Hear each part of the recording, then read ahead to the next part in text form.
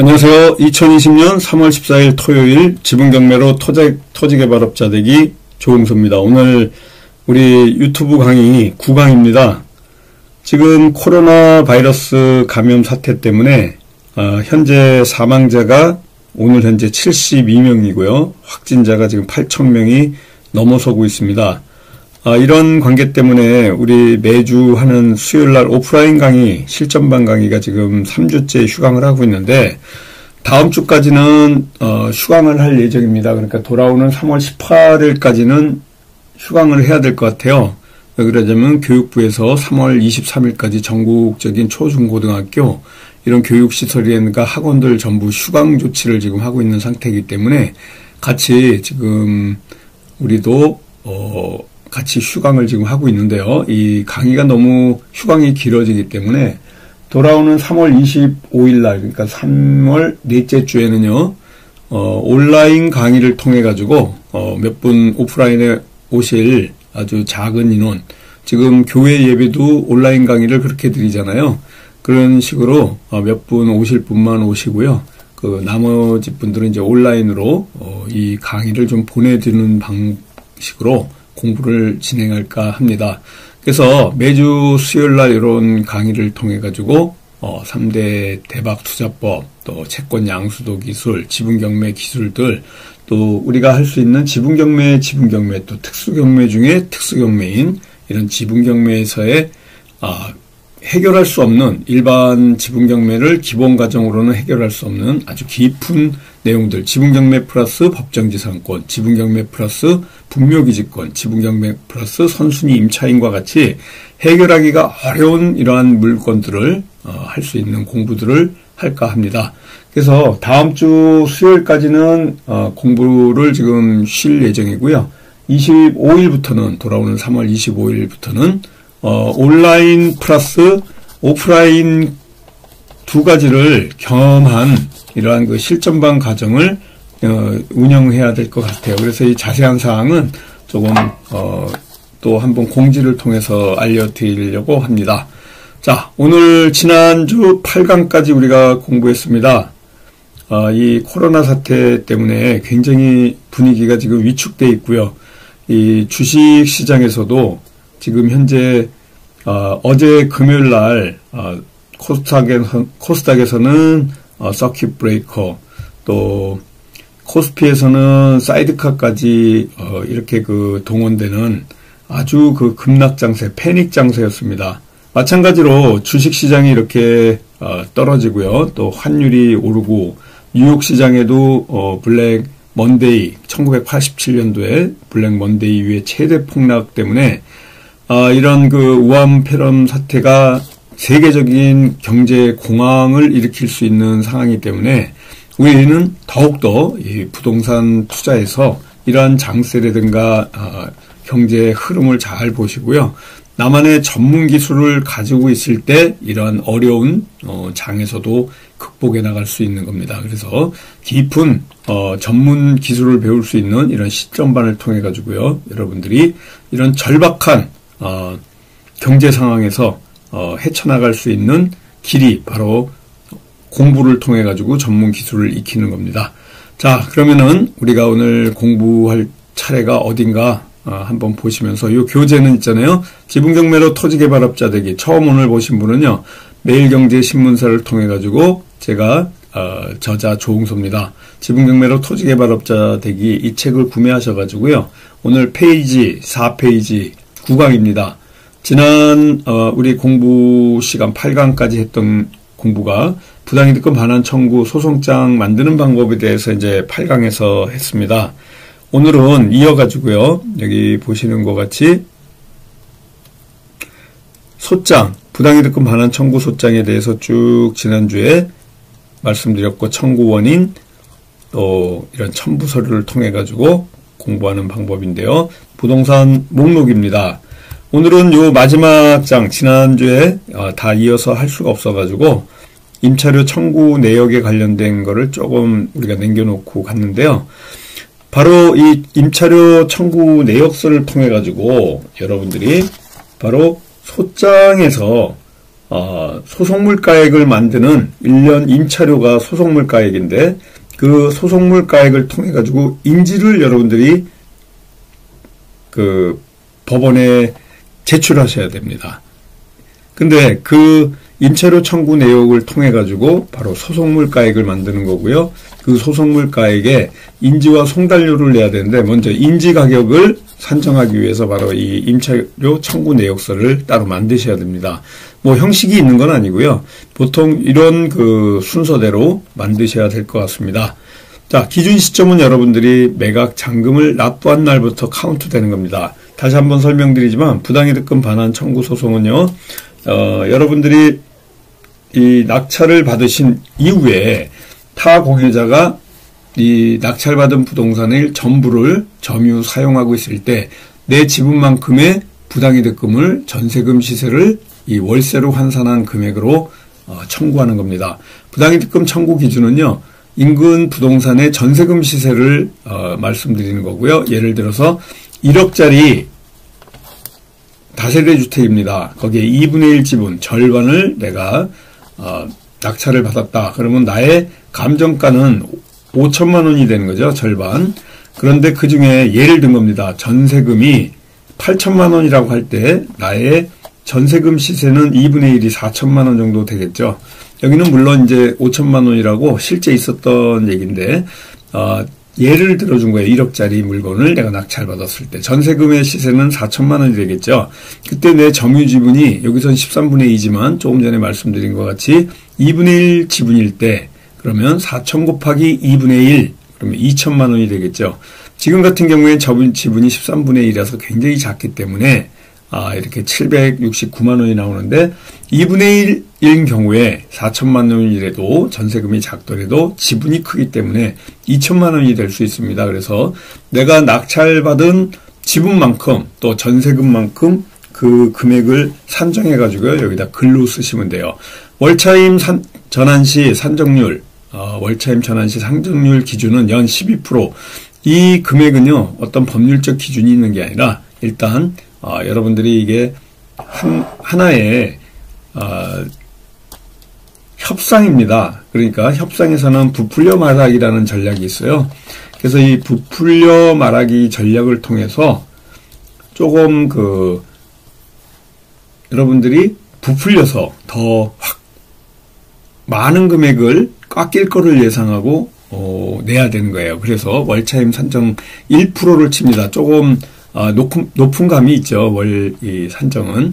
그러나 1% 정도, 월 1%를 얘기하는 거예요. 이 금액을 갖다가 예를 들어서 판사님이 아니면은 타 공유자인 피고가 마음에 들지 않을 때 또 이 일을 할 때는 요 감정 신청을 하라는 이런 명령이 나옵니다.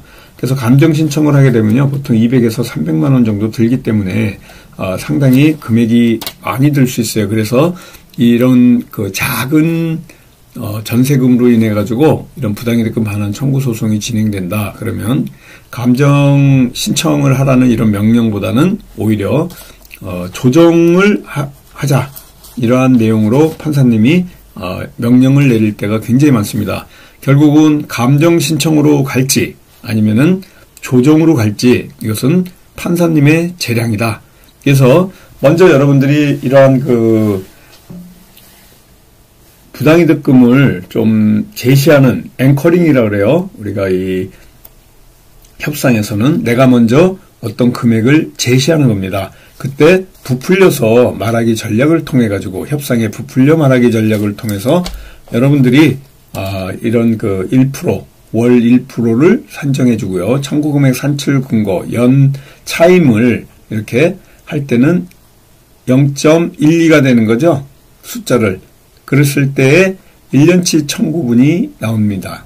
그래서 이런 금액을 통해 가지고 전세금을 1년치로 이렇게 환산하는 거예요. 월로 한다 그러면 나온 거를 나누기 12로 할 때 76,000원이라는 금액이 나오는데 이 순서를 잘 보시고요. 가끔 저한테 월차임 산정 시 전환시 산정률 기준을 뭘로 이렇게 산정을 했습니까? 물론 이 법률적으로는 이렇게 있지만은 이게 아까도 말씀드렸지만은 협상에서 부풀려 말하기 전략입니다. 먼저 좀 부풀려서 말을 한 다음에 그걸 통해 가지고 협상의 앵커링을 통해서 조금 조정을 해줄 수도 있고, 조정해 갈 때도 또 이런 그 감정 신청을 통하지 않은 조정 신청을 통해서 여러분들이 협상을 할 때 조금 금액을 부풀려 말해가지고 내가 낮춰줄 수 있는 이런 어떤 기준을 먼저 제시하는 앵커링 전략을 쓰시는 거예요.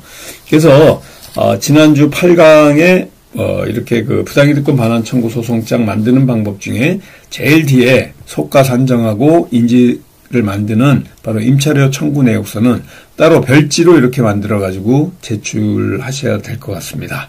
자, 여기까지 우리가 부당이득권 반환 청구 소송에 관련돼서 말씀을 드렸어요. 올 초부터 1강부터 지금 9강까지 지분경매로 토지개발업자 되기 책을 통해 가지고 지금 현재 40페이지를 하고 있는데, 오늘 만약에 이 강의를 처음 들었는데 이 지분경매에 흥미가 있으신 분은요, 이 지분경매 유튜브 강의 1강부터 천천히 들어보시면 이 책을 따라서 제가 계속 연재합니다. 한 페이지도 빠지지 않고요. 아주 꼼꼼하게 말씀을 드리는 기초과정이니까 처음부터 잘 모르시는 분들도요, 앞에서부터 천천히 들으면 이 지분경매의 프로세스, 해결 프로세스라든가 지분경매에서의 어떤 그 기초과정을 여러분들이 습득하실 수가 있습니다. 자, 부당이득권 반환 청구 소송은 대부분 3천만 원 이하의 부당이득 금전을 청구하는 소송이기 때문에 이 단독 소액 사건 단독 판사의 그 주관으로 하는 소송장입니다. 보통 소송물가액, 아까 소송물가액 2천만 원이다, 700만 원이다, 이렇게 그 임차료 청구 내역서에 말씀드릴 때 얘기했는데, 이게 그 소송물가액이 3천만 원 이하일 경우에 소액 재판입니다. 소액 재판은 다른 그 합의부라든가 단독 재판보다는 좀 빠르게 처리가 되고요. 민사소송법에서 그 소액 사건 심판 절차법이라는 게 있어서 거기에 적용받아가지고 이 금전을 지급하는 경우에 금전을 청구하는 경우에 여러분들이 소액 심판 제도를 이용하시면 됩니다. 이 맨 처음에 내용 증명을 통해 가지고 타 공유자하고 예를 들어서 원만하게 해결이 된다 그러면 이렇게 소송까지 오지 않죠. 그러나 대부분 이 지분경매에서의 해결 방법 중에 그냥 말로써 해결되는 경우는 거의 없습니다.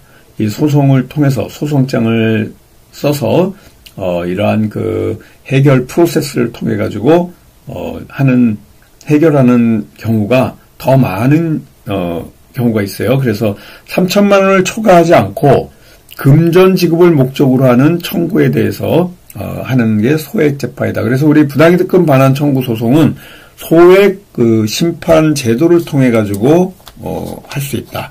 그래서 부풀려 말하기 전략을 통해 가지고 부당이득권 반환 청구 소송에 바로 임차료 청구 내역을 하는 거고요. 여러분들이 지금 자꾸 법률적인 내용이 나와가지고 굉장히 어렵게 생각하실 수 있습니다. 그러나 여러분들이 혹시 이런 민사소송법이라든가 민사집행법 이런 그 소송하는 내용에 대해서 좀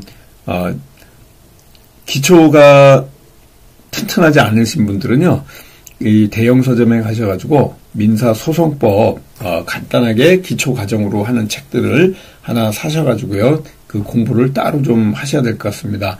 이 소송에 대해서 제가 처음부터 끝까지 계속 말씀을 드리려고 그러면 그것만 갖고도 거의 6개월 이상을 또 제가 이렇게 연재해야 됩니다. 또 우리가 가능한 어떤 시간이 있을 때 제가 혹시 한다 그러면 이 민사소송법에 대해서 또 굉장히 자세하게 말씀드릴 수 있습니다.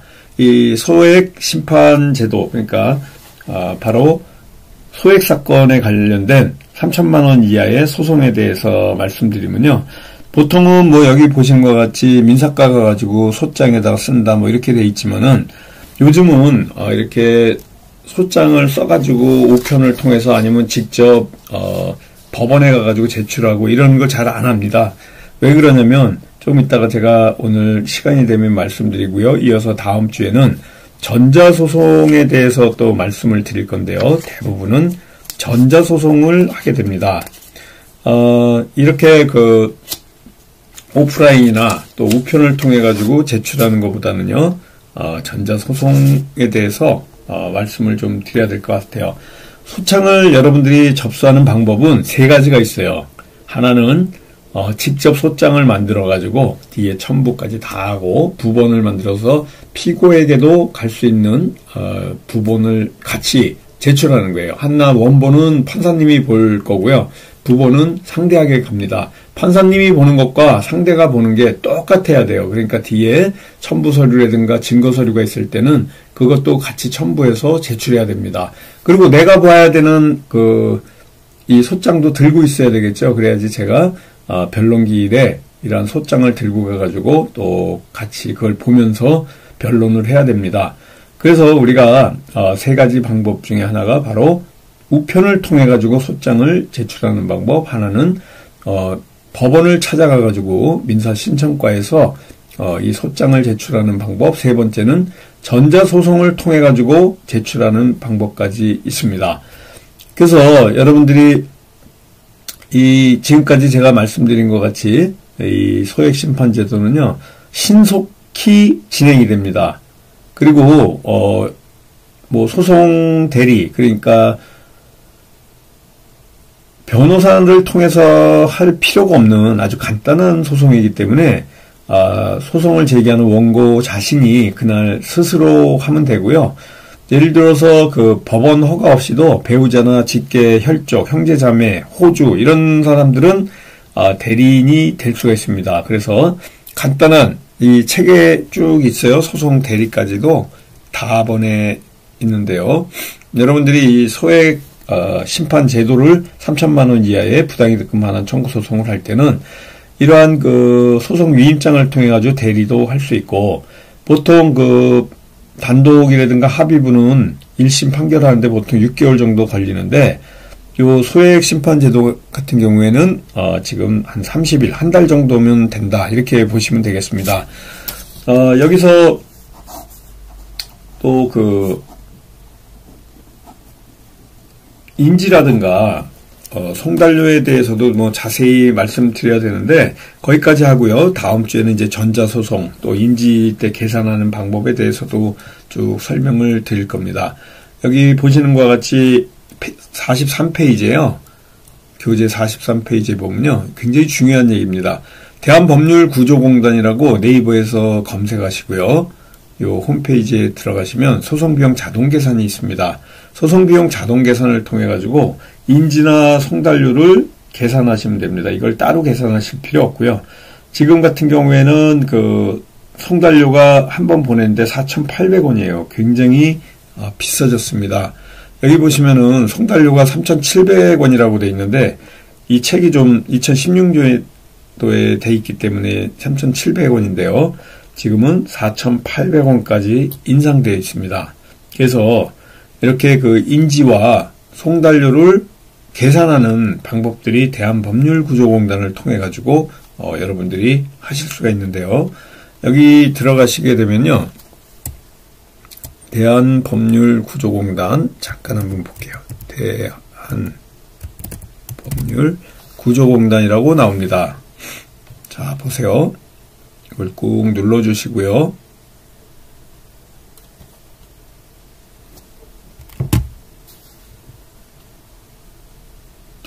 요 대한법률구조공단에 잠깐 보시면요, 자꾸 옮겨지네요.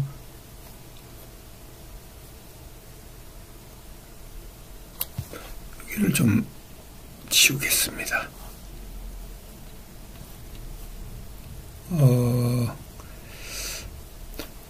지금 요쪽 옮기는 게 좀 없어져 가지고 잠깐만요.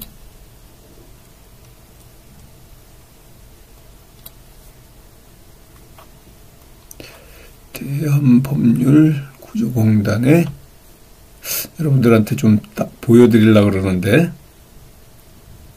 잘 안 나오네요. 사이버 상담 말고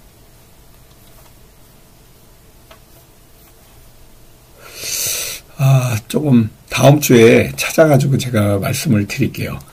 오늘 찾다가 조금 어려움이 있을 것 같습니다. 대한법률구조공단에서 이렇게 인지하고 송달료를 계산할 수 있는 부분이 있습니다. 다음 주에 제가 꼭 알려드릴게요. 그리고 먼저 찾는 분들은요, 거기 계산기를 통해서 바로 대한법률구조공단 소송비용 자동계산이라는 그 난이 있습니다.